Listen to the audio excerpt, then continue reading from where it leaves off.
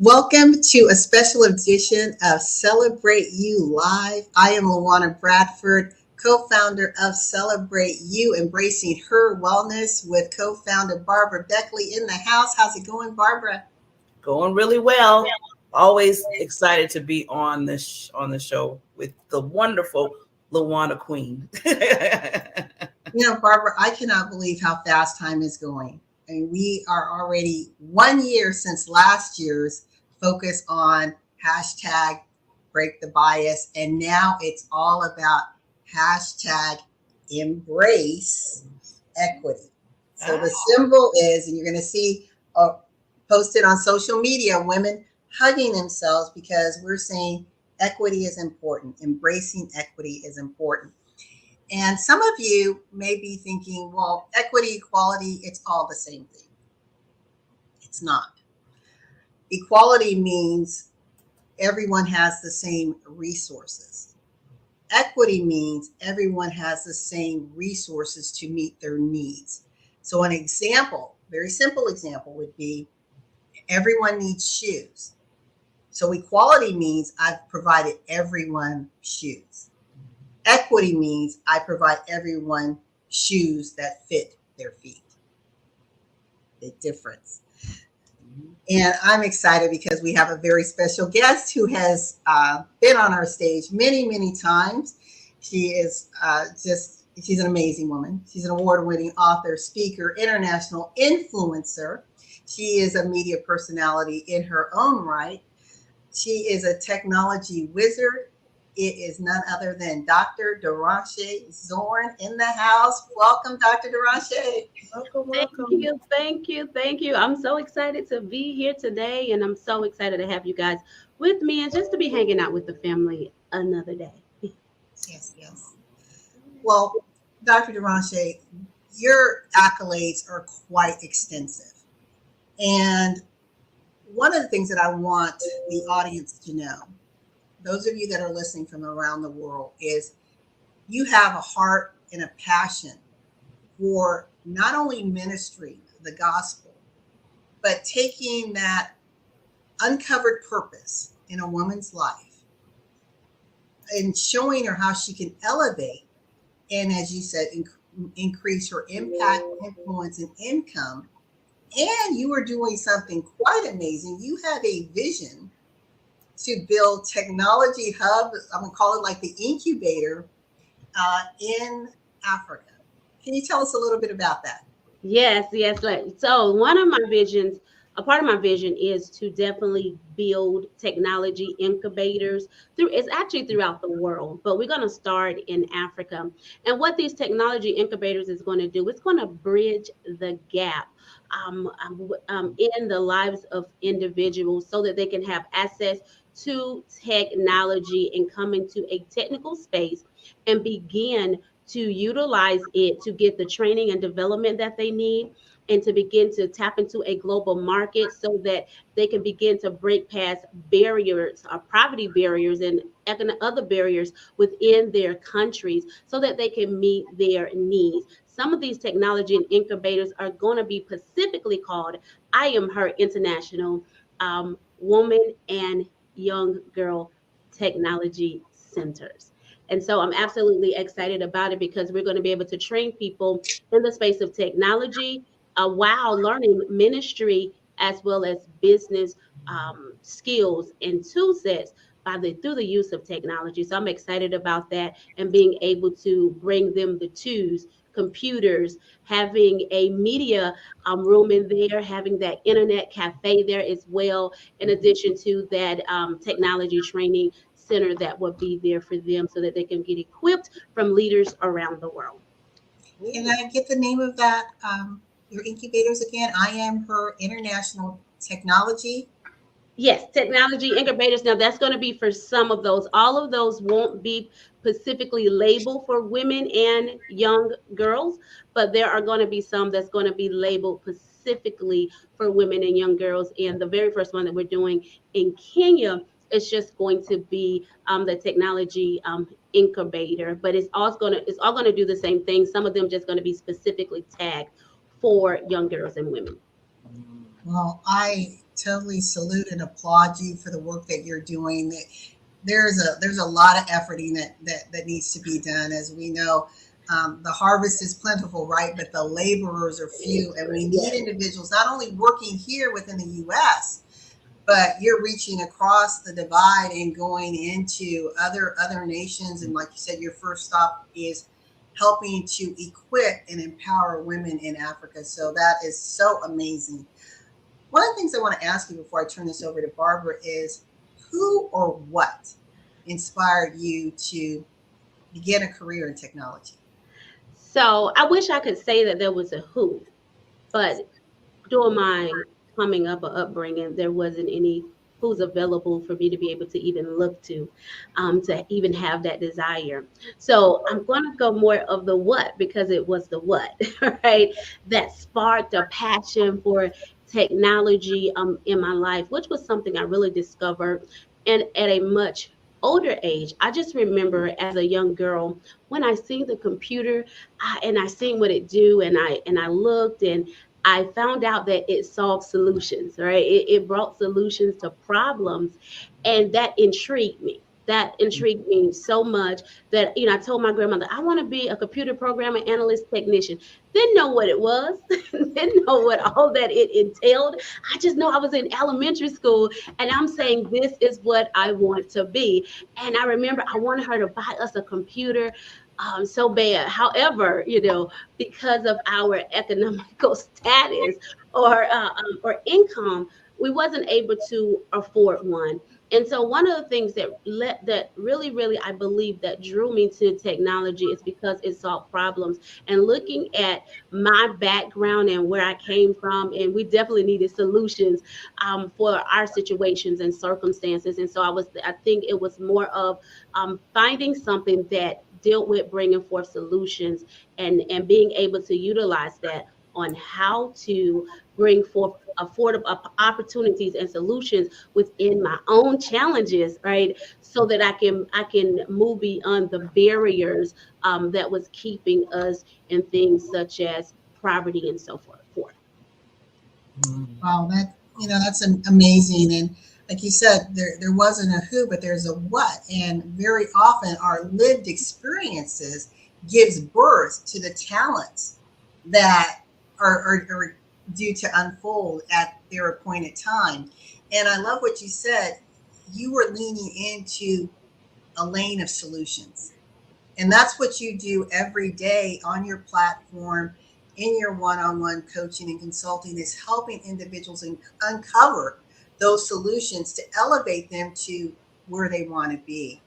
And I want to just share, and I found these to be very interesting stats, Dr. Derashay, that of all the technology spaces, positions that are out there, women only occupy 13%. 13. We're in 2023. 13%. That was shocking to me. I knew the numbers were low. I didn't know they were that low. And I said, well, let's just pick a company that everyone knows, Facebook.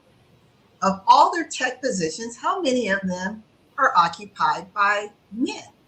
75%. I'm sure. 75%. Barbara, turn it over to you. Wow. So it's interesting when you get those statistics in front of you, it just wows you. So Mrs. Derashay, I want to ask you a question regarding what do you perceive to be the greatest barrier? And that happens in all areas facing women in the technology today. I think some of the things that I think or I perceive that is the greatest barrier is that we lack mentorship. We lack female role models in the field.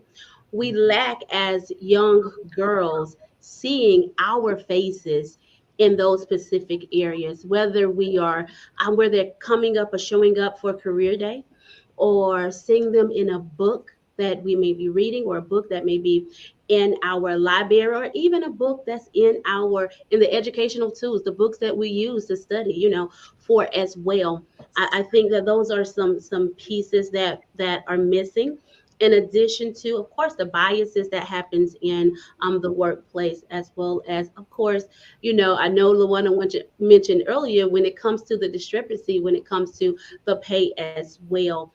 But I think those are a few components that hinder women even looking at that field of opportunity, so that as a viable option, right, for them to be successful, because you're going to also look at growth opportunity. Can I really get into this field and maximize my potential, or would it be hindered because it's so male dominated and it is not really inclusive for us all?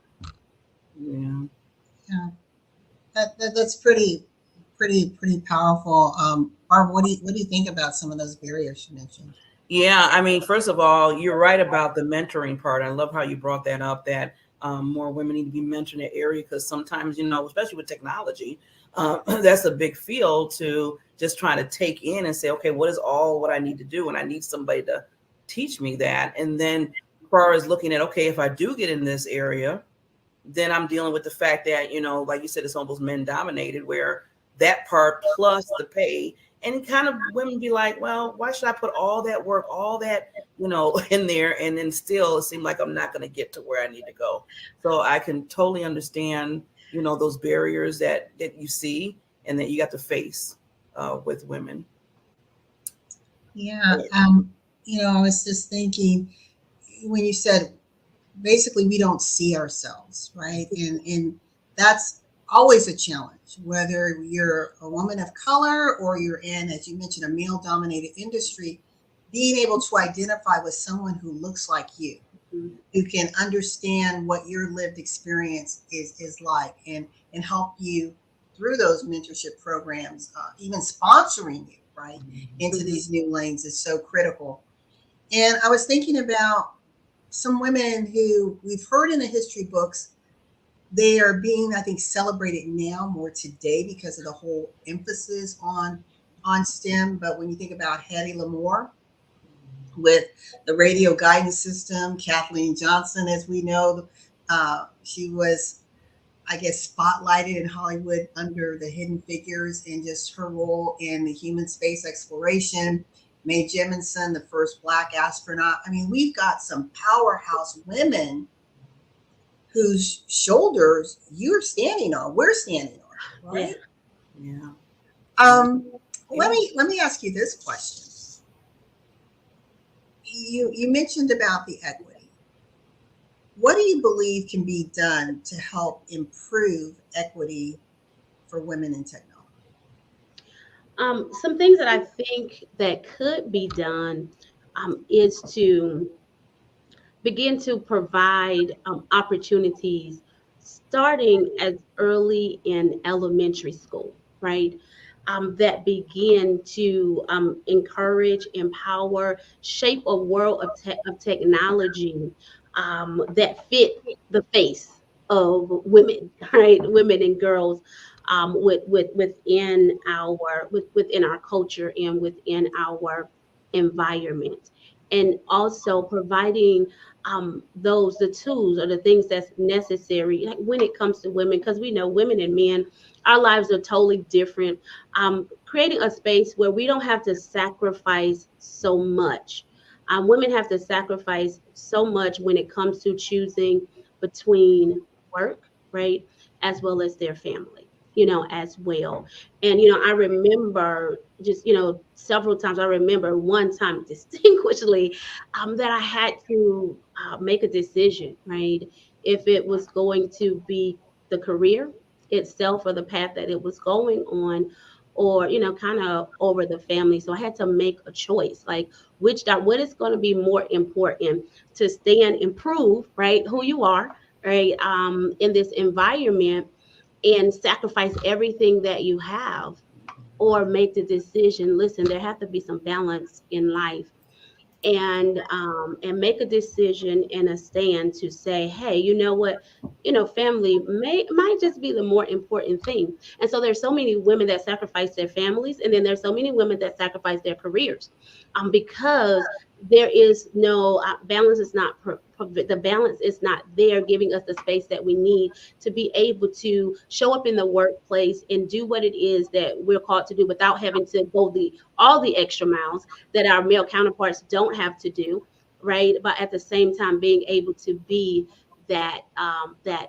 wife, that mother as well. Yeah, that's pretty powerful. And like you said, some of our challenges are very different, and we're having to make choices. I mean, there's some men that are making those hard choices too, but for the most part, um, that burden is experienced or felt by us as women. You know, choosing between my child or my job, or taking care of that senior parent and my job. It's a lot. We're going to take a quick commercial break, and I'll turn it over to Barbara.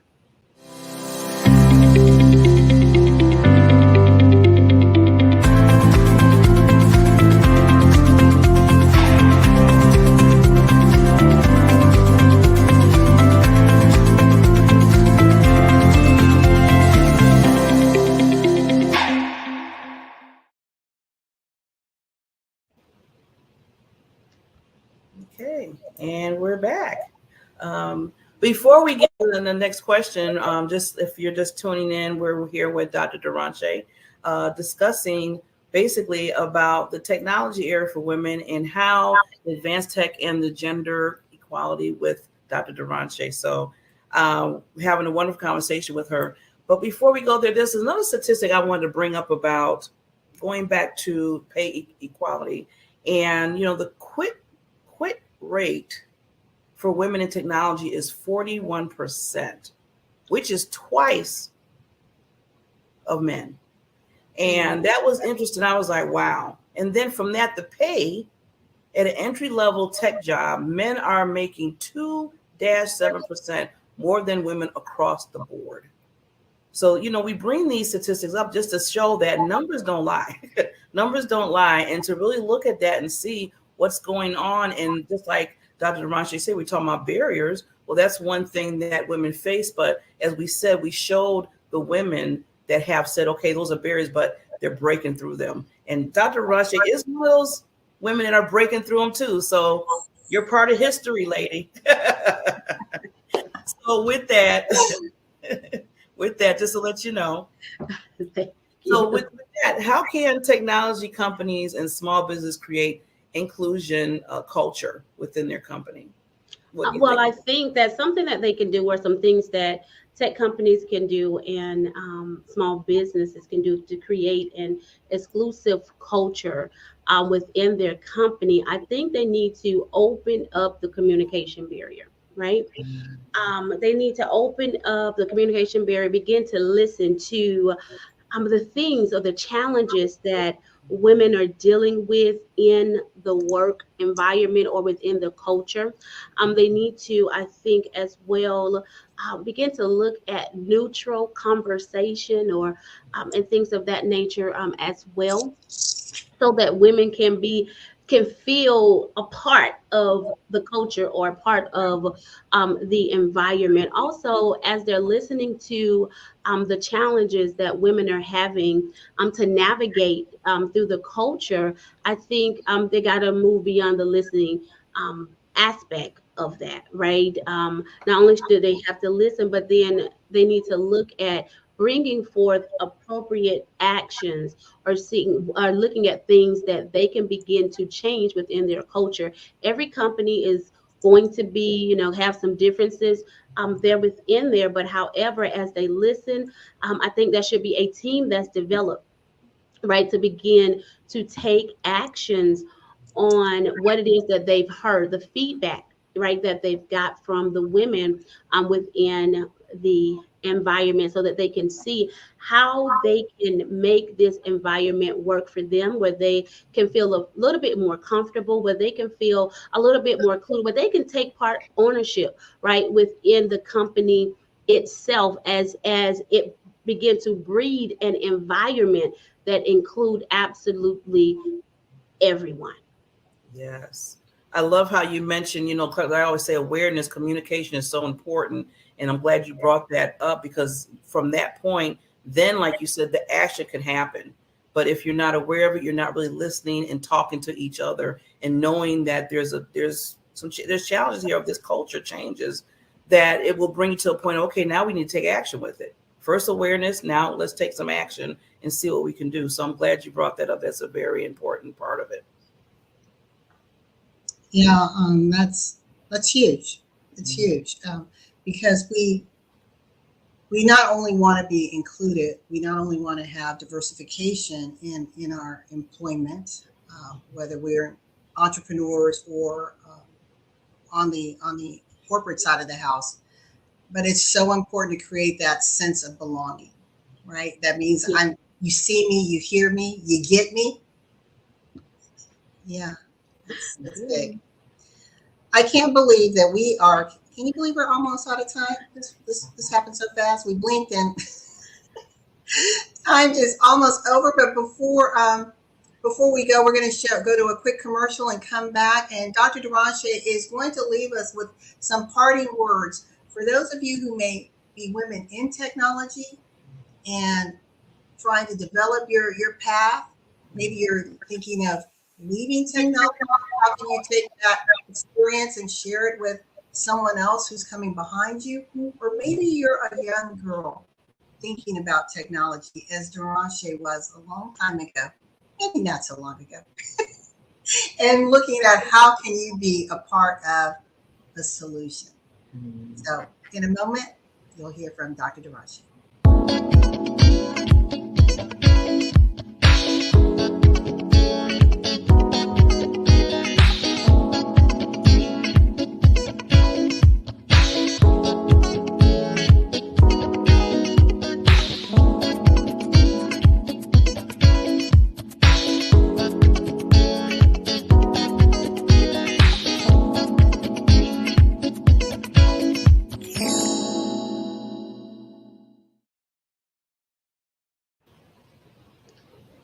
We are here closing out on the first episode of Advancing Tech and Gender Equity. I say equity with Dr. Derashay, and this is all a part of celebrating Women's International Day.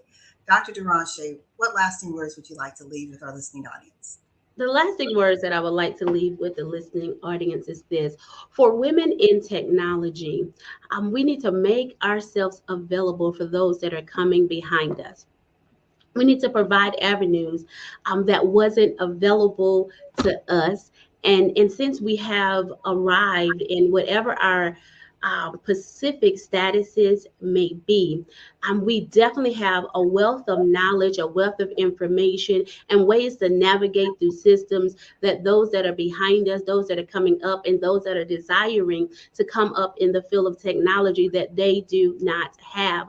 And I think that it is our responsibility to provide the next woman, or to provide her with the tools, with the information, with the wisdom, and with the knowledge that would encourage her, keep her inspired, and keep that desire on the inside of her to want to continue in technology or break into the field despite the obstacles that are the barriers that's there, right? By being that appropriate, or being available, or making yourself available as a mentor within the field or within the industry, it definitely would make a world of difference. You knew how it was navigating through a system by yourself, maybe feeling isolated or alone, and trying to figure out, and you may have bumped your heads and came into dead ends many given times. But now the things that you have learned and grown through is valuable tools and resources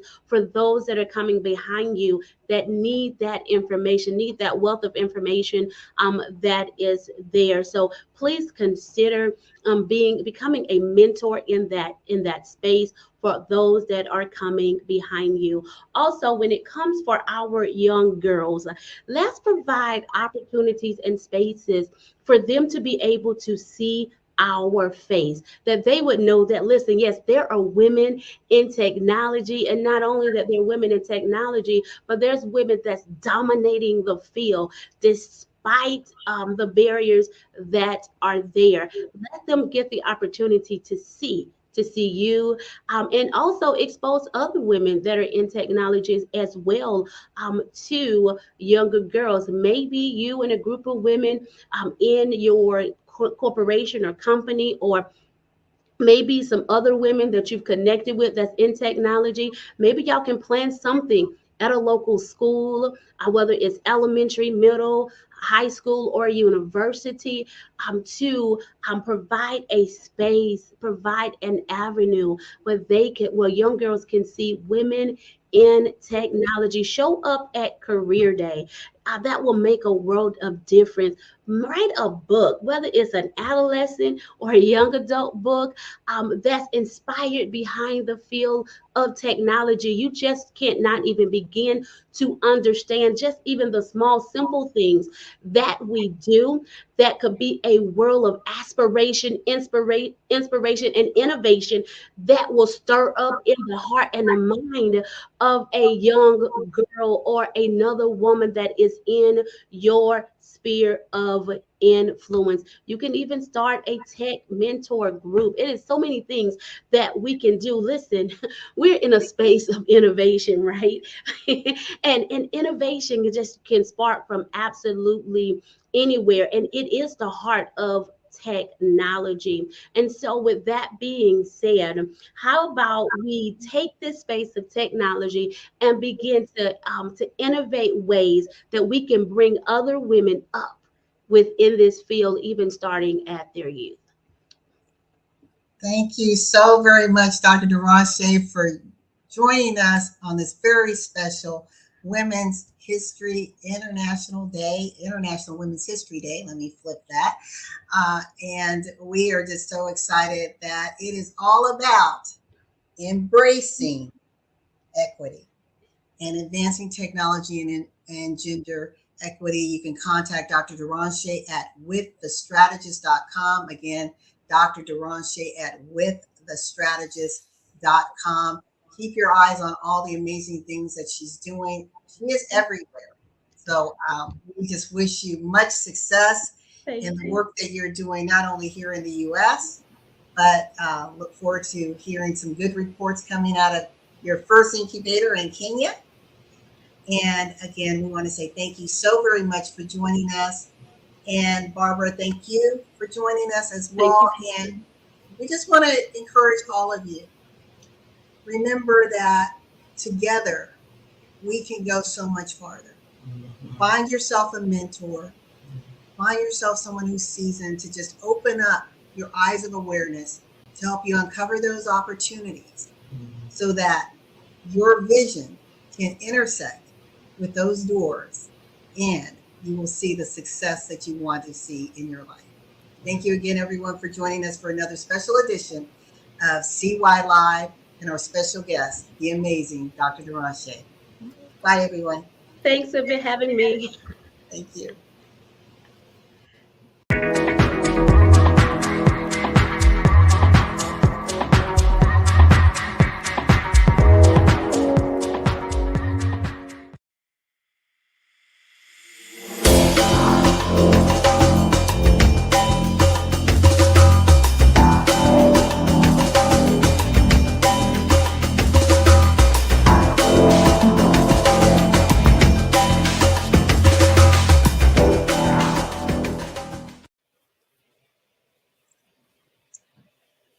Wow, Barbara, it is so great to be on the Celebrate You live talk show, honoring and recognizing women during International Women's Day. And the theme, as we mentioned during our last interview, is all about #embrace equity.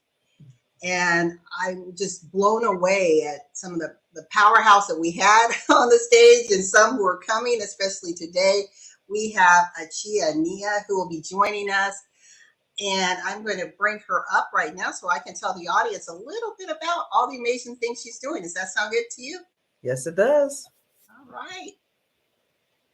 How's it going, Achia? Yeah, everything going good. How are you doing? I'm doing well. And I think I've mispronounced your last name. It's Nila, not Nia. Nila. So Achia Nila.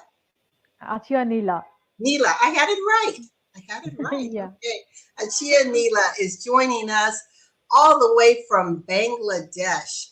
Achia Nila is a powerhouse in her own right. She is the founder of Women Digital Empowerment through Technology. She has served as a computer engineer for over 15 years in the IT arena. She has her own company where she actually has 15 women engineers working for her. And in the course of the last 9 years, she has trained over 18,700 girls. And I think that is just amazing because often when we're talking about technology or other lanes that were traditionally or are traditionally male dominated, it's very challenging because we don't see anyone who looks like us, who can relate to us. And so Achia is leading this effort. She has been, oh my gosh, I mean, her her pedigree, if you will, of professional expertise is just amazing. It's awe-inspiring, all that she has done. But I want to emphasize that not only does she have her own company, but she has worked with Dell, Hewlett Packard, Microsoft, Epson, Colgate, Sony, just to name a few. She's an international IT expert for the International Telecommunications Union, and she mentioned she is the very first person in Bangladesh selected to hold such a position. So congratulations on all that you do, all that you continue to do, your vision for helping to empower women, and thank you for saying yes and coming to the Celebrate You platform. Thank you so much for inviting me. I'm very glad to hear today. Well, we're going to get right into some of the questions. One of the things that I want to ask you, Achia, is what or who inspired you into technology? So actually, when I have given this answer, I will tell the one thing. I am inspired by me. So nobody inspire me because I born in a country here. I didn't see much role model here. So like I come in the engineering university, so I was only girl in the class, and when I come in the industry for job, I have seen I am only one girl in the programming sector. So I said actually I didn't get chance to follow any of role model in my life. So I am inspired by myself. I love that, and there's nothing wrong with that being your own inspiration and motivation. And for those of you who are wondering, where is Bangladesh? Bangladesh is actually in Southeast Asia. It is to the west of India, I believe, and it has a female population of 82.2 million. But just like many countries, there is a male dominated society when it comes to the technology space and other industries. I found these stats and I was actually quite surprised, Achia, and I want to bounce this over to Barbara. According to the South Asian Network on Economic Modeling, they state that women in villages, there's 96% who have never used a computer, and in cities, 87%. They also said that of all the tech jobs, only 26% are held in, and they put, in quotes, tech related.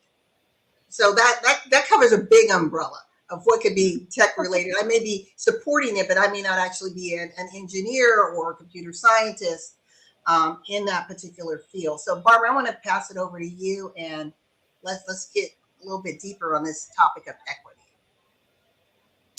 Yes, awesome, Sheila. Thank you again. You're just a motivator. I'm just looking at you. So you're my mentor already in what you're doing. So bravo, bravo. So one of the other statistics that was very interesting is there another fact. The number of women who use the internet in Bangladesh is 13% in rural areas and 23% in urban areas. And those that use a computer are 4% in rural areas and 13% in the city. And I was like, wow, these numbers are low, but you're a part of the putting them together and saying, okay, this is what you need to know. You're teaching them, you're showing them, you're being a leader. So I really admire what you're doing, because I know those numbers are going to go up because of what you're doing in the field of technology. So Yeah. yeah, amazing that's what you're doing. So one question I had for you is, what do you perceive to be the greatest barriers facing women in the technology today? Okay, so the thing is like what I have seen in my life and my community. So our problem start from the home. When a girl's born, so family treat them. She is a girl, and we need to give her a doll. And when a boy is born in that same family field, yeah, he is a boy, so we need to give it toy car. So this is the first differentiation start from the family. And when we going to school, family treat us like you are a girl, so you can do this, you cannot do this. And when a boy start growing up, supposed to go outside for playing. He is going to different places without any without facing any problem. But in South Asian countries, when a girl is born, they are always need to know you are a girl, you are a girl. So I feel family, from the surround relatives and circumstances, this is the problem start from over there. And when they are come in the like schools, college and university, so teachers also tell them like why you do need to come in the higher study, because after a few years you got married, so someone help you in your life, so you don't need to earn money, you don't need to support your family, so why you need Mm, to come in the this industry. So actually this is the thing we are facing. But yeah, good news is like time has been changed and we are come in this industry, we are proving us. But when anyone come in this industry, sustainability is the problem here. Because when I started my journey as a computer engineer, so I got suggestion from my company, different companies, like you are a woman, so you can do a like design job, you can do a testing job. Why you want to be a programmer? So this is a problem what I have facing. But I need to prove myself everywhere, so I joined as a junior software engineer. And when I promoted as a CTO, in that time I feel no, I will start my own company where I will accommodate more and more girls. Because in my career, I have seen very few number of women come in the tech industry. So because and those who are coming in the industry, they are not sustained because of uh, attitude of the colleague, treating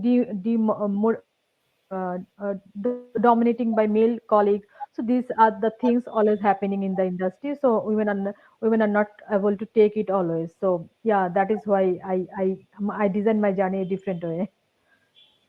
amazing. I love, because you're basically being the face for them, to show them that, just because they say, as women, that you're supposed to just be doing a certain thing, in your life, and then, you get married and everything, like the regular routine. But you're like, no, that don't have to be the regular routine. You can be a programmer, you can get in technology, you can do what you Yeah, do. So I'm loving that you're taking that barrier and you're slicing it down. You're just pushing it and saying, no, that don't have to happen to you, even being in Bangladesh and being in this particular country. So again, I give you all honor to that. LaWanna, did you want thank to you say? so much.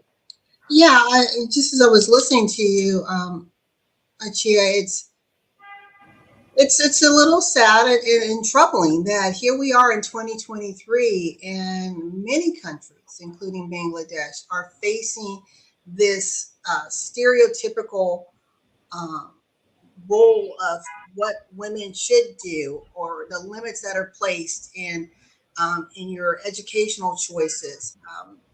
Even I know your child marriages are significantly higher than in other cultures. And you said something that was really profound, and you said starts in the home. Those initial biases Yeah, start in the home, and it's really hard to shift that, because now that's your family context, right? Your primary socialization, and now you have a culture that you sit in that says this is okay. but yet you're trying to defy those odds. You're being a force of resistance to say we deserve that same opportunity. For those of you who are joining us, we are here with Achia Nila, and we are talking about embracing equity as it relates to advancing technology and gender equity. And I just want to define for those of you that are joining midpoint in the show or perhaps looking at the replay, what do we mean by equity? Very simple example: equity versus equality. Equality means I'm giving everyone shoes. Everyone has shoes. Equity means everyone has the right shoes for them, the right shoes to fit for them. So when we have equity, that's the gateway to ultimately achieving equality. Achia, do you want to say anything to that? So yeah, for me actually, like I don't want to make it like any dividation, so equality, because actually the thing is what we are trying to do. Uh, we want to do something for the nation, for the society, and the male character they also doing the same. So why these divided happening till now? Like we have passed a long year, so now we are living in a digital world, in a modern world, but still why we are dominating like this? So you are women, you need to do this or do that. I think nowadays it should not be come in front of everyone. Why still we are fighting for our right, but why we will do that?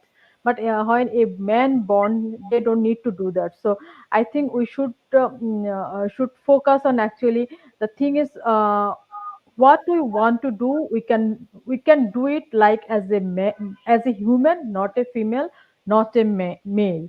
So we are a human being and we have all the right. What we can do, we have all the right. And some people think like women are not able to do this, they are not able to do that. But I think why I need to able to complete everything. I can be expert on any specific thing. Why I need to do everything? Because a man also can't do everything. They have also limitations. So why you think about she is a female? She need to do. She will able to do this or she will not able to do this. So I think nowadays we don't need to think about this. What I am able to do, I can do it perfectly, and that's the equality. I love that. Wonderful. We're going to take a quick break and we will be right back.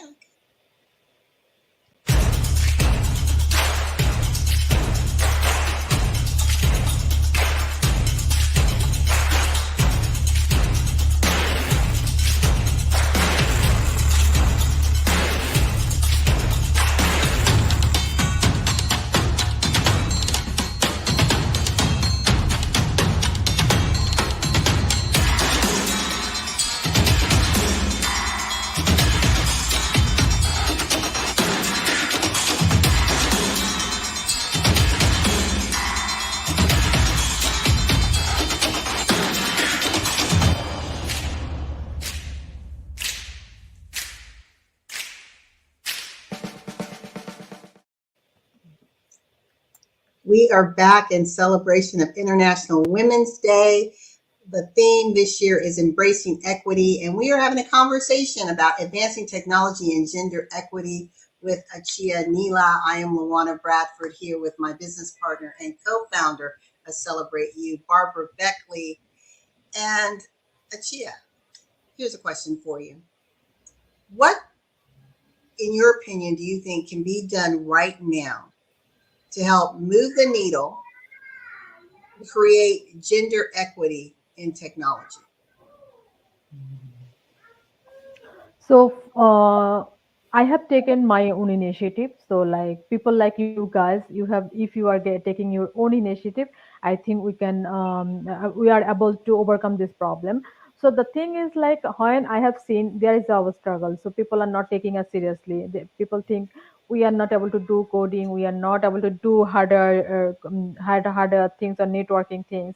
We are not able to do proper technical things. So but that is not right. So when I started my journey, so I start my company like with all women engineers, and they are working for the multinational companies like international clients, and they are serving them, and we are sustained. Like I have passed my 10 years. So if every women take this type of initiative, so that we can actually, the thing is, main thing is like we need to prove us always. So if I prove, and some of the women they also taking this type of initiative, I think we can prove everyone. But yeah, I don't like to prove all the time. But the thing is, that's a problem in our gender. We are women and we need to prove ourselves everywhere.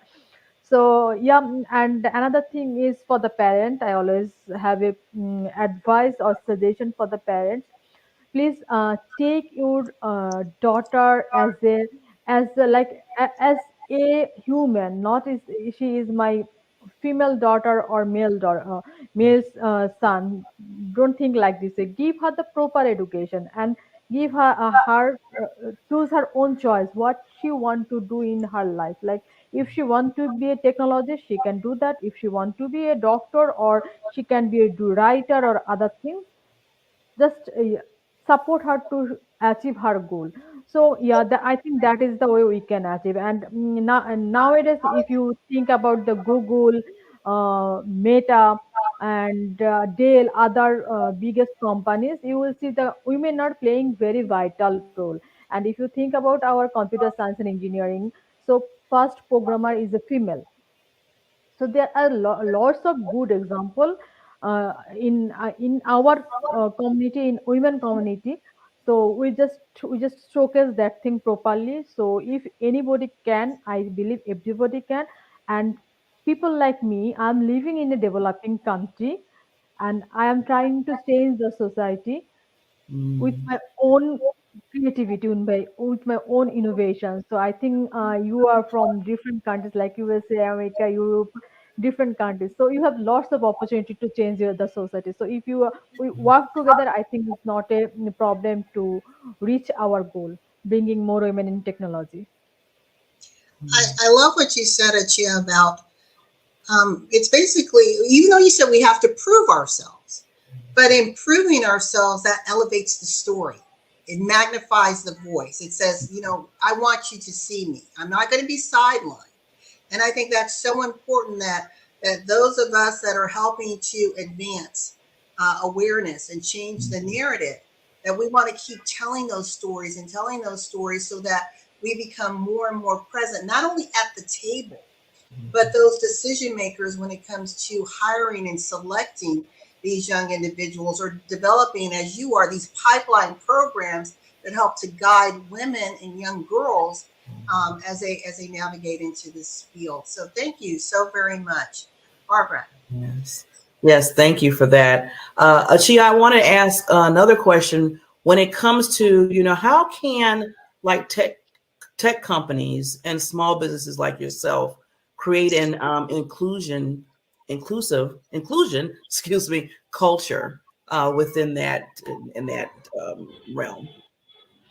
Okay, so what I'm trying to do, like, I have developing a technical curriculum for the students, for the women. Why I have taking this initiative? Because the inclusion. So, like when I am thinking about women, like there are some women, they are everybody is not living in the urban area. So they are living in the rural area or peri-urban area. So there are different places, and the support we are getting from those who are living in urban area, the rural women, they are not getting the same support. Mm. So without all the women, how can we think about the inclusions? So we need to accommodate each and every woman. We need to accommodate each and every woman in the digital economy. We need to include them. We need to include them in our journey. So I decide I will do two things. One is I will develop some technologist, and I will develop some tech enable.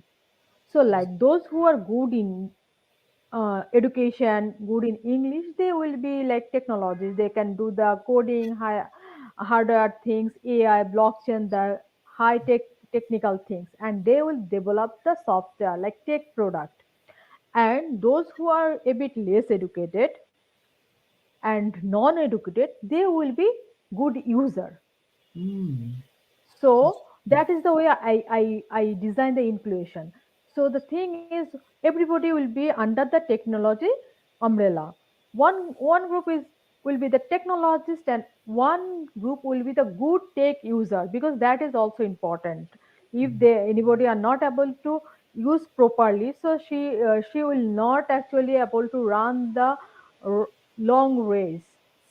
So everybody need to come in the tech industry and understand the technology. So yeah, so this is the way I am design my project. And another thing is I'm trying to do, like I am developing a ecosystem, tech women friendly ecosystem in Bangladesh. So we teach, so we what we said, we are empowering women through technology and make them financial empowered through technology. Because if I always give them that education, they will not take it very for the long time actually. So like they will come for some times and they will not stay in this industry. But if you think about the women empowerment, I believe financial independence is the key point of women independent. So if you give them the money, so they will stay in this industry. So this is the way I am actually trying to make the inclusion, make the ecosystem. So yeah, I am working like this way. So if I invite, maybe everybody will join, but I need to keep them. So I am ensuring you will able to earn from it.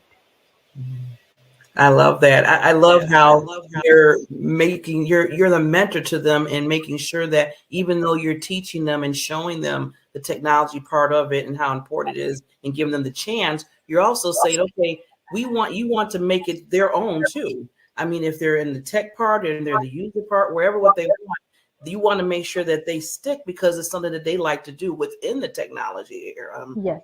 So I love how you're mentoring them and saying, look, I'm teaching you, but also, I want you to feel comfortable in what you're doing. So amazing. LaWanna? Yes, yes. We're going to take another break and then come back with Achia Nila for some closing remarks to our listening audience when it comes to embracing equity.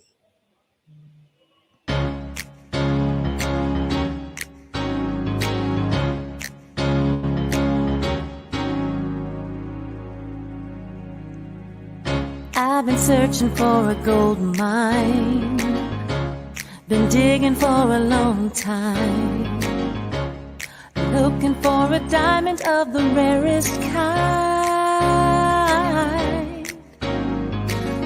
Then one day I found a perfect treasure, a worth of impossible measure. I started to pray, then I heard you say you would forever be mine. I struck love. Now that I have found you, I struck love.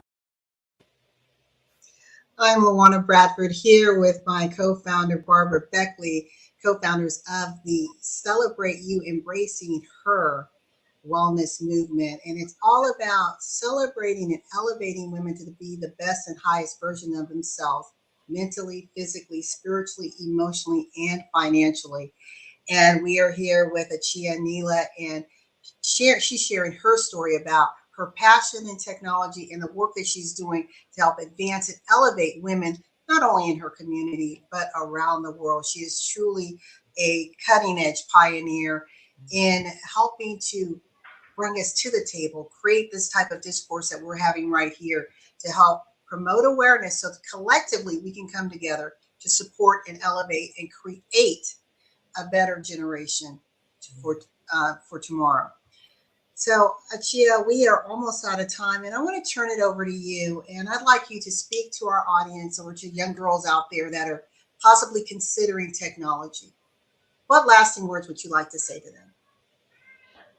So, for the young generation, I always try to actually bring everybody in the technology, because we are living in a world where the world is driven by the technology. So, if you are not in if you are not able to learn the technology, so you are not able to sustain. So you, if you want to sustain in this world, you need to learn the technology. So how, maybe you feel afraid, how I can be a good technologist or how I can learn it. It's very easy. It's very simple.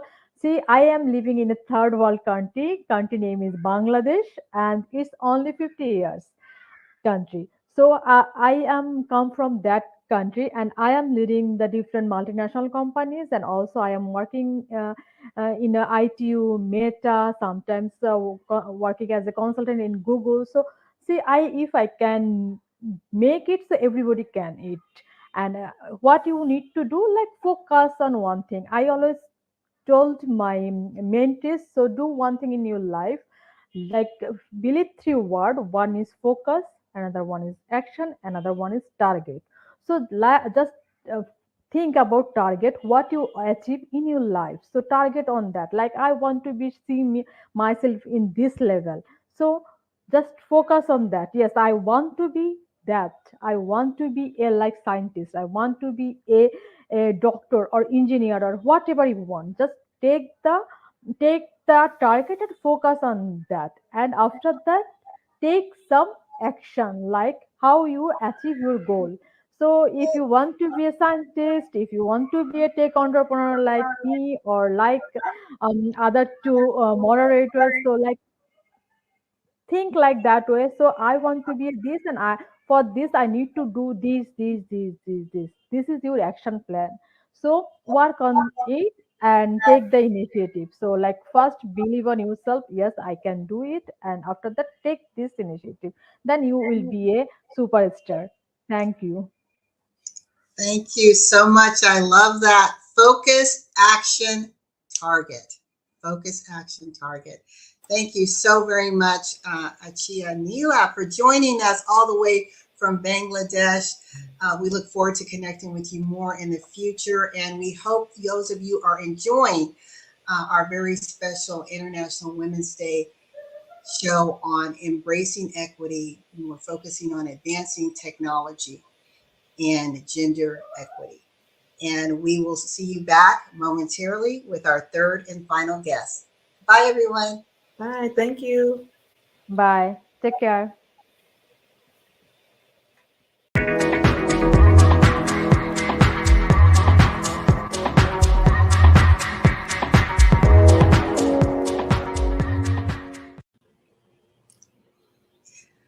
Wow, Barbara, this has been amazing. I mean, we've had individuals from the UK, Bangladesh, talking about work that's happening in Africa, and now the UK is going to be in the house. How exciting is that? We are so global. I'm loving it, and just loving to get the background and of these ladies. It's just amazing, amazing. Yes. And to those of you that may be catching part 3, I want to formally introduce myself. I am LaWanna Bradford, and I am the co-founder of Celebrate You, Embracing Her Wellness, a community that is designed to elevate and empower women mentally, physically, spiritually, and financially, because it does take money to shift, to move the needle, and make the impact and influence that we want around the world. And I have my amazing co-founder here, Miss Barbara Beckley. Yes, and I'm here, and also a purpose and visibility strategist. But with this particular community, me and my partner here in Queen, LaWanna Bradford, we come and bring these power pack women, and it's just going to be amazing with our wonderful guest that's coming from UK today.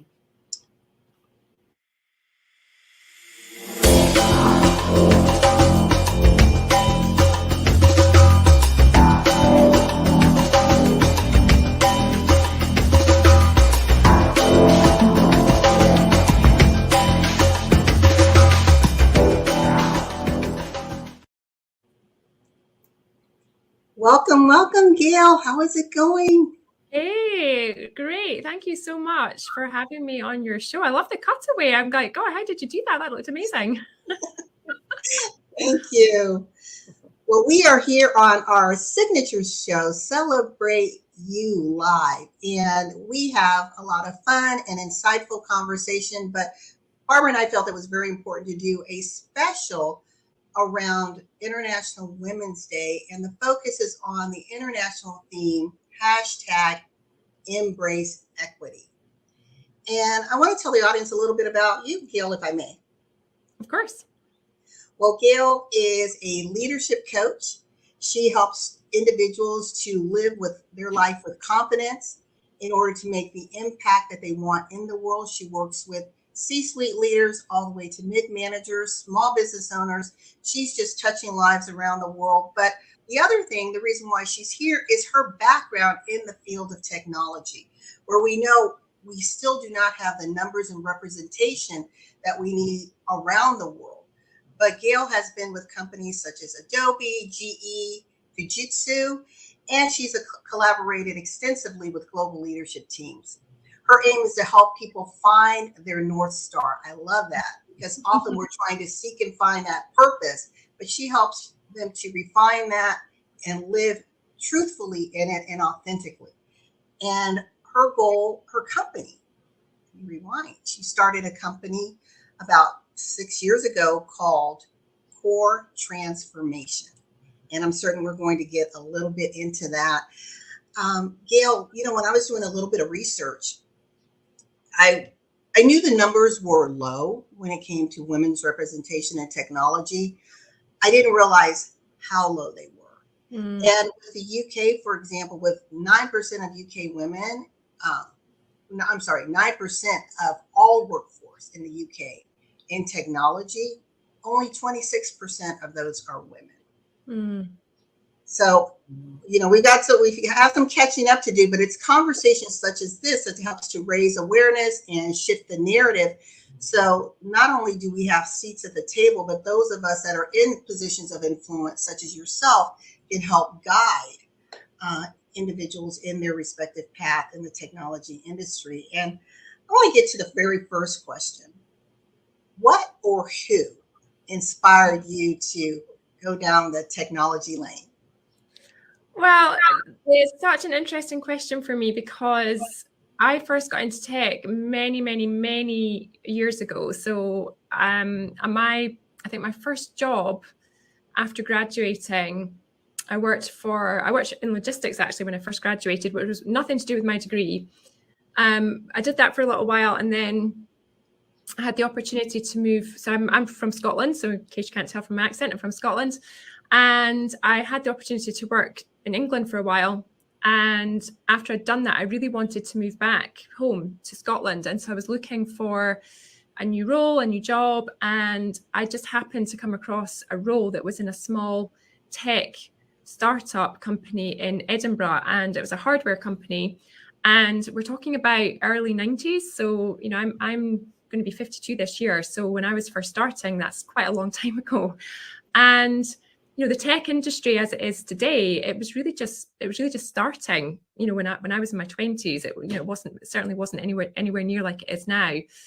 And so I didn't really aspire to work in technology. I kind of fell into it. My desire was to move back to Scotland. This role came up, and I was like, yeah, that sounds pretty good. So I'm going to go for that. I got the job, and then that was really my first taste of working in technology. And from there, I always seemed to move to other tech companies. And I wouldn't say it was my goal to work for a tech company, but those are the roles that came up that interested me, caught my attention, and seemed to come up for me. So I pursued that. But the pursuit was really about career advancement, career progression, more money. I followed the money a bit, I have to say. And my route happened to be in tech, but I don't think I ever really set out to work in tech specifically, especially given that, when I started, it was all, the tech thing, it wasn't what it is now.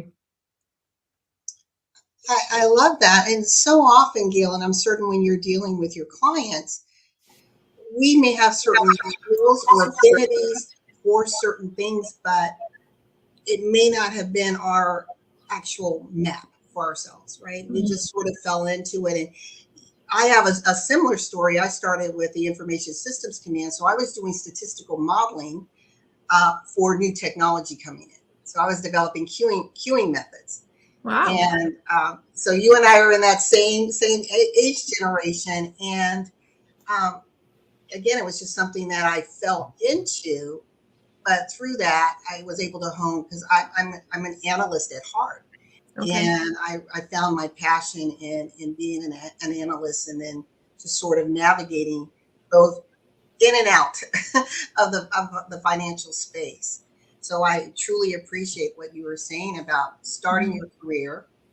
It's okay to pursue the money. There's nothing wrong with there's nothing wrong with that. I think we've all been there, done that. Did I say that the M word out loud? I don't know if I did. I was like, well, like it's time to move, and the best way to earn more money is to move. You can always negotiate far more easily when you're moving organization than you can internally. It's not to say that you can't negotiate internally, but I think you have more negotiating power when you're moving into a new organization. I certainly find that anyway. Yeah, I agree with that 100%. Barbara, I'm going to turn it over to you. Yes, yeah, that I love how what you said, Gail, about you just kept moving and moving and saying, hey, this looks like my niche. So sometimes that happens. Now within that, I was going to ask you, what kind of like perceiving of the great barriers that you face, because a lot of times all of us, as women and just in general, we face some barriers going through the cycle, especially in the different the different ways of where we're working. So for you, for technology, what kind of barriers is women are facing in the technology world? Yeah, I work predominantly with women, not all from technology, but I work with a lot of female leaders. And I think the barriers that we see in technology are similar to the barriers that we see in the workplace in general. Technology in particular, I think, is still very male dominated. I mean, you quoted some of the stats there. Over the time that I've been in tech, which is a long time, those numbers haven't moved significantly. They've maybe moved a little bit. And I think it does vary by organization. But there's certainly, you're looking at the 80-20 rule really for women in tech. So I think because it is male dominated, it's very difficult, I think, to see other women in roles that you may aspire to do yourself. And I think the phrase that always comes to mind for me is you can't be what you can't see. So if you don't see other women in senior roles or in tech in general, then it's difficult to see yourself there. And I think particularly when you are looking at organizations, potentially interviewing with organizations, when you're doing your research in advance of that, if you're not seeing an environment that looks conducive to women, welcoming to women, where there are lots of other women there, I think right from the beginning, that can be a little off-putting. And then that's just about getting in the door. But then once you're in the door, it's, well, then how do you advance and how do you progress once you're there? And again, if there aren't a lot of female role models moving through, that can be challenging. I mean, when I worked for Adobe, I was a director, but I was one of very few female directors at Adobe. I can't remember what the stats were, but I know I was definitely in the minority. And so that can be really, really challenging. I think the other thing for women is when, if women are going to have kids, I don't have kids of my own, I have a stepson, but when women have kids, I know from speaking to other women who have been in this situation, coming back into the workplace, returning to the workplace, that can be incredibly difficult. And I think that organizations could do a lot more to support women who are returning. So women returning to the workplace, I think we could do better. And the other thing relating to that, I think childcare, if the provision of childcare could be more accessible and also easier to have, so for example, organizations that offer childcare, on site, that makes it so much easier, particularly for women, to continue to be part of the workplace if things like that are made easy for them. So I think it's about understanding what the unique challenges are that women face and thinking about how we can make those easier for women to participate. I think that would help a lot. So I think it's about, seeing role models, but then once you're there, how do we make that easy? Definitely. And I love how you said, because if we don't see each other there, it's kind of like, okay, we're the one. And I know you've been the one, I know LaWanna and myself been the one where sometimes we have to show up and be that leader to say, hey, we're in this industry here and we're moving forward. We want to show other women that they can do it too. And I like that you brought up the childcare too, because I know within my own organization that I work at, they don't have one on campus, but they do have one really close. And they did that on purpose. And they basically came together and teamed up with a daycare and said, we have employees, especially for women and their children. Can they, have their children here and just be around the corner? So it's good that some corporations are looking at that for women. Yeah, I think we could do a lot more on that. And I certainly in the UK, I don't see that a lot. Obviously there's childcare available, but I don't see it a lot in terms of being co-located with where you work. And I just think that would just make it easier. Yeah. And it's a slow progression, like you said. But I mean, I'm glad I'm seeing some light in it, like you said. But those kind of barriers, it's still with women. We still have to deal with that and move forward and still say, okay, we still, have to be the leaders again ourselves and show that we can do that. LaWanna, you had any? I love that. And it's interesting, as you said, that crosses all industries as far as access to childcare that's in proximity to where you work.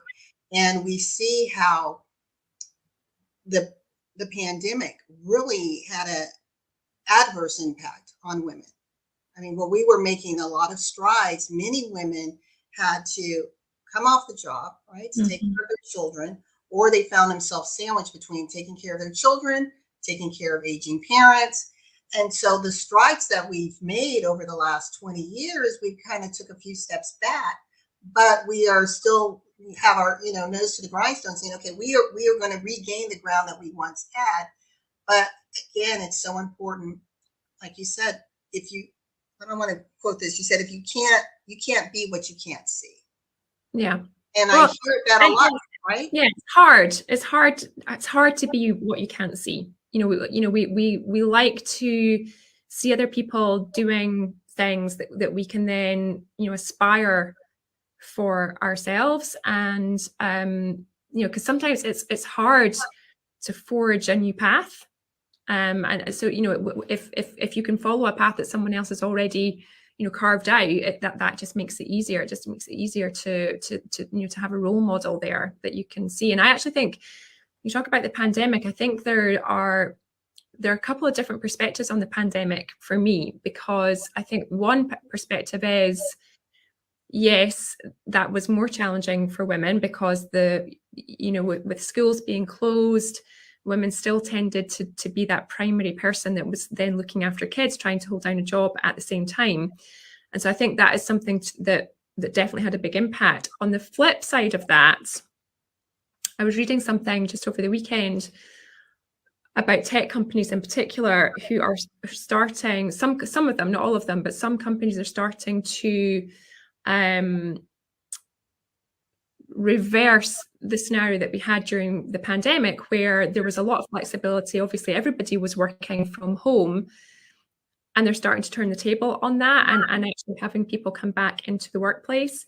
And in some ways, I think for women, the flexibility about being able to work from home, being able to work remotely, being able to work at times and hours that fit you and fit around your family, in some ways that's helpful for women. I think the issue for women during the pandemic was everything kind of came at once. So we were working from home, the kids weren't going to school, there was no childcare, it was just the perfect storm.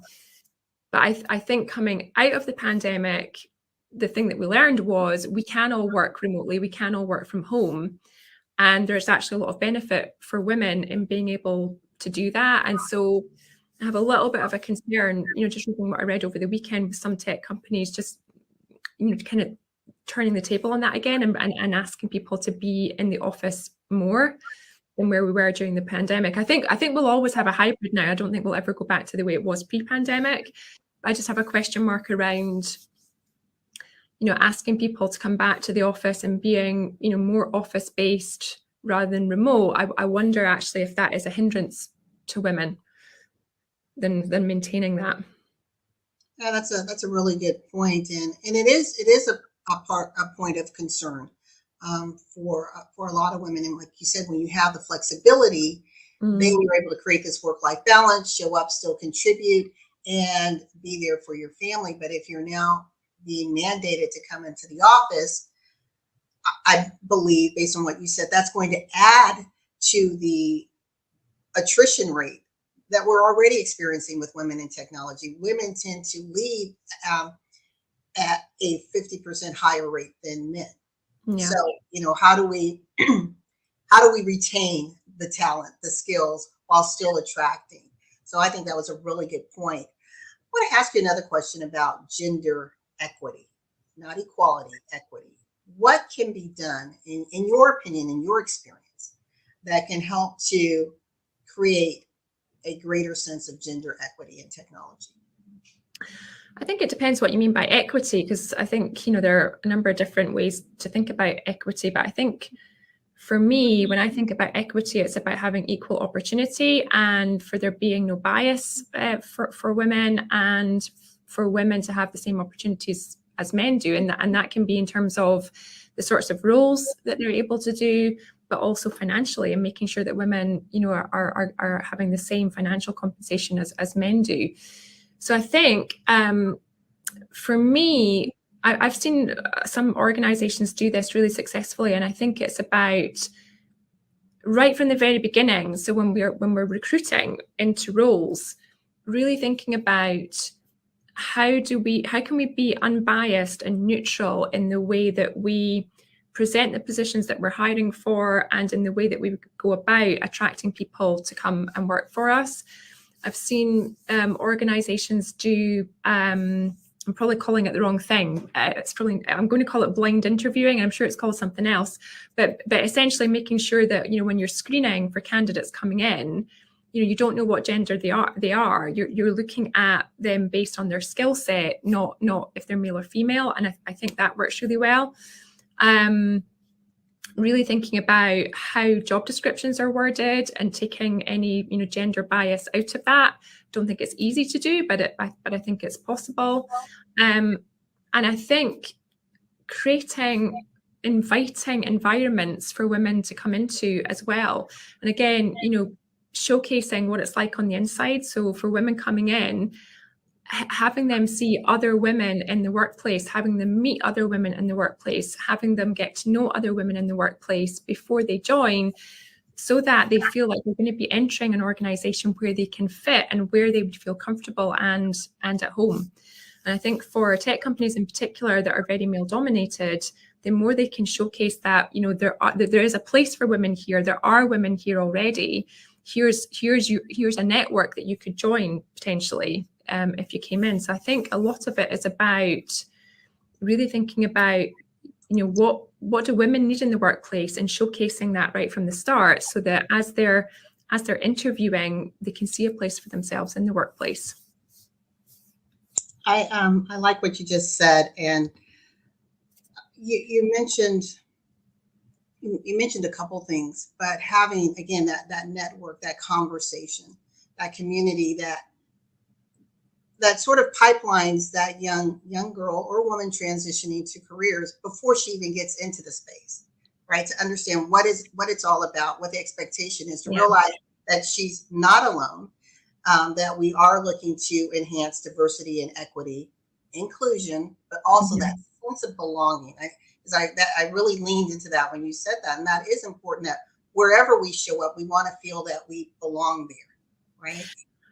Yeah, and I think we have to make that real, because, diversity and inclusion, I mean, everywhere you go, people are talking about diversity and inclusion. If you're not talking about that, there's something wrong. But I think we need to make sure that's not a tick box exercise, and that there's actually, we're authentic about what that really means and what it looks like, and how we go about living that, living and breathing diversity and inclusion, versus having some stats around it. Because it's not about stats, it's not about numbers, it's about making it real. And I think make that real, make that meaningful. And then when we do that, make sure we're showcasing that. Yes. I love that. We're going to do a cutaway, and then Barbara, I'll turn it over to you.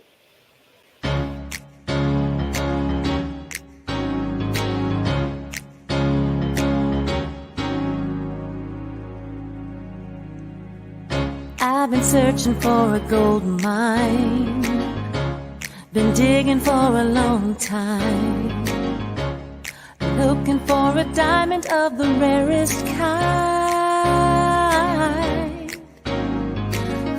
Then one day I found a perfect treasure, a worth of impossible measure. I started to pray, then I heard you say you would forever be mine. I struck love, now that I have found you, I struck love. Wow. So we are back with the wonderful Gail Logan. And just one thing I want to mention before I get to this next question for you. I love how you said before we went to break that you said just don't let it be a checkbox that, oh, we did, we did this part of diversity and everything, and just move on. This is not just a fad. This is something that has to be breathed into the companies and always being centered in that. So I love how you said that. I was like, yes. So with that, kind of still getting a little bit into what you were talking about, Gail. But my question is, how can tech companies and small business create an exclusive culture within, in the company? That's another thing that I know a lot of companies are working with. Yeah. So I'm not sure I have a really good answer for this, but the thing that I think is important for this is, so rather than create what you think women want, which is what I think a lot of companies do, I ask women what they want. What would make it easier? Because often we tend to go into solution mode without just asking, like getting that insight. What would make it easier for you? So that my first thing is speak to women, talk to women, and ask them what it is that they need, because it actually might be something that you've not even thought about, or might be easier than you're thinking. So I think that would be the first thing for me. And then there's some obvious things like, there are some biases out there culturally that I think could change. I'm not sure how easy it is for this to happen, but obvious things like locker room humor that women find difficult to participate in. That kind of stuff that goes in the office sometimes is really difficult for women to get involved in. Don't take it onto the golf course. I mean, I am actually a golfer. I love playing golf, but a lot of business happens on the golf course. Like, well, don't take it onto the golf course. Keep it into the office. Make it easy for women to participate. And I think gender bias training goes a long way as well, because we all have biases. Like, I have biases, you both have biases, we all have biases. But I think the more aware we are of our biases, the more we can notice them, the more that we can be aware of them, the more we can take action to address that. So I think that is really important. And I think creating networks inside organizations for women, I think it's important, because I think women, not all women, but I think a lot of times for women, having other women to talk to is something that I think a lot of women appreciate, perhaps more so than men. So just having that, that network, a group of women that they can chat to, talk to, they can discuss the challenges that they're facing, women. So I think, creating some kind of professional network for women inside organizations is really helpful. Mentoring, sponsorship, all of that. I mean, these aren't things that are specific to women, but they will help women as well. So yeah, anything that they can do inside organizations where women feel involved, that they can participate, that they can contribute, I think is going to make a difference. Yes. But first and foremost, just ask, what would make it easier for you to come and work here? What would a workplace that you would want to come and work in, what would that look like? Just ask the question. I love, Gail, how you said that, because I always wonder why, especially in the corporate world, that they always try to, like you said, try to solve the problem, but they don't ask the person that's having the problem the question. They go all around that. Yeah, just ask the question. What would make it easier for you to come and work for us? What would the best workplace ever from a women's perspective? What would that look like? Just ask the question. Mm-hmm. Yeah, definitely. I love that. We are almost at the end of our session, and I want to turn it over to you, Gail. This has been rich, and I hope very rewarding and inspiring for women and men who are looking at this episode, especially our young women who are thinking about, is technology for me, or any of the STEM lanes work. And I'd like you to speak to that young woman or young girl specifically. What lasting words would you like to leave with her? So I think if you're a young woman, a young girl, or if you have young women or young girls that you know and that you have influence over, the first thing that I would say is just go for it. Just go for it. We can overcome barriers if we just go for it. The other thing that I would say is, and I'm all about women having equal opportunity, women having equal access to education, doing STEM subjects at school and all of that. But the one thing that I would say is, I am the least technical person on the planet. Like, I am not technical at all, but I had a highly rewarding and enjoyable career in tech.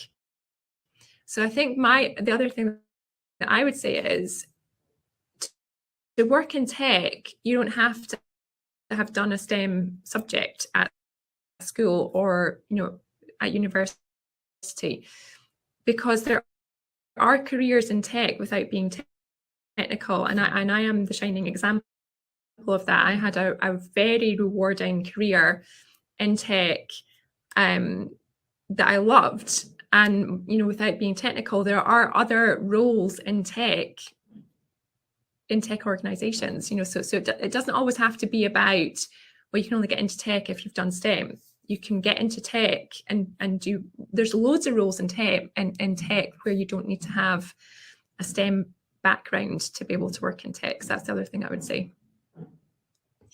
I love that, and that was very profound. So to those of you that are listening, lean into that, because we're talking about an industry and the representation of women in this industry. And in order for organizations to exist and flourish, it requires different roles, right? There's so many out there. And I love what you said. You fell into it. You didn't come from a STEM background, but you worked and supported some of the biggest tech companies out there. So there are so many opportunities that we can find ourselves exploring. And I just want to say thank you so very much, Gail, for joining us. This You're is welcome. Gail Logan with her company, Core Transformation. That's right. Out of the UK.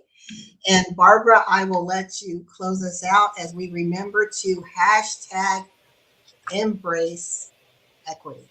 Barbara. Yes. Thank you again, everybody. And as we close out, we always do. We always basically, first of all, thank you, Gail Logan, for coming on again. It was amazing, and you're amazing. And thank you for being a world changer in the technology in the world. So we're going to close out. We always put our hearts up, and we're going to say, there we go. Love yourself and have that heart pumping. And then embrace yourself. Oh, yes. And whatever you do, celebrate you.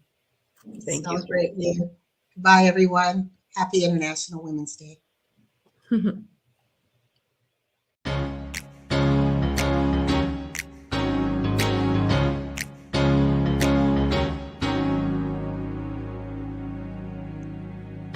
I've been searching for a gold mine, been digging for a long time, looking for a diamond of the rarest kind. Then one day I found a perfect treasure, a worth of impossible measure. I started to pray, then I heard you say you would forever be mine.